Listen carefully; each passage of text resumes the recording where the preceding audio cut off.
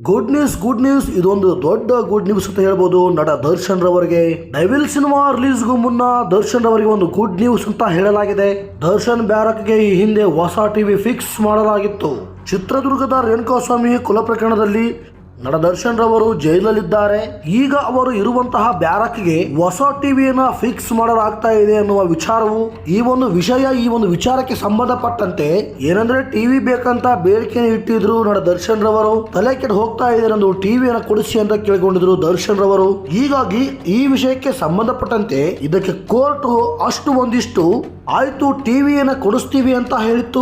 ಈಗ ಇದೇ ವಿಚಾರಕ್ಕೆ ಸಂಬಂಧಪಟ್ಟಂತೆ ಹಲವಾರು ದಿನಗಳು ಕಳೆದರೂ ಕೂಡ ದರ್ಶನ್ ರವರಿಗೆ ಟಿವಿ ಸಿಕ್ಕಿದ್ದಿಲ್ಲ. ಡೈವಿಲ್ ಸಿನಿಮಾ ರಿಲೀಸ್ಗೆ ಮೊದಲೇ ದರ್ಶನ್ ಒಂದು ಬ್ಯಾರಕ್ಗೆ ಟಿವಿ ಬರುತ್ತೆ ಅಂತ ಹೇಳಲಾಗ್ತಾ ಇದೆ. ಈಗ ಕೊನೆಗೂ ಕೂಡ ದರ್ಶನ್ ರವರ ಬ್ಯಾರಕ್ಗೆ ಟಿವಿ ಬುಕ್ ಆಗಿದೆ.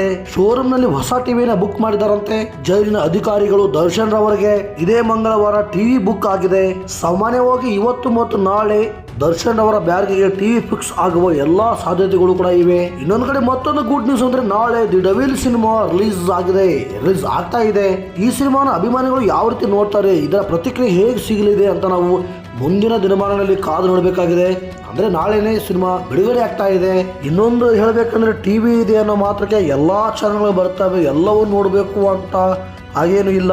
ಕೆಲವೊಂದು ಚಾನೆಲ್ಗಳನ್ನ ಮಾತ್ರ ಕೊಡಲಾಗುತ್ತಂತೆ, ಅದನ್ನ ಮಾತ್ರ ನೋಡಬೇಕು. ನಟ ದರ್ಶನ್ ರವರು ಟಿವಿ ಕುರಿತು ದರ್ಶನ್ ರವರು ಕೋರ್ಟಿಗೆ ಮೊರೆ ಹೋಗಿದ್ರು. ಇದೀಗ ಟಿವಿ ಭಾಗ್ಯ ಸಿಕ್ಕಿದೆ. ಆದ್ರೆ ಕೆಲವೊಂದಿಷ್ಟು ಚಾನೆಲ್ಗಳು ಮಾತ್ರ ಲಭ್ಯ ಇರುತ್ತವೆ, ಅವುಗಳನ್ನ ಮಾತ್ರ ನಟ ದರ್ಶನ್ ರವರು ನೋಡಬಹುದು.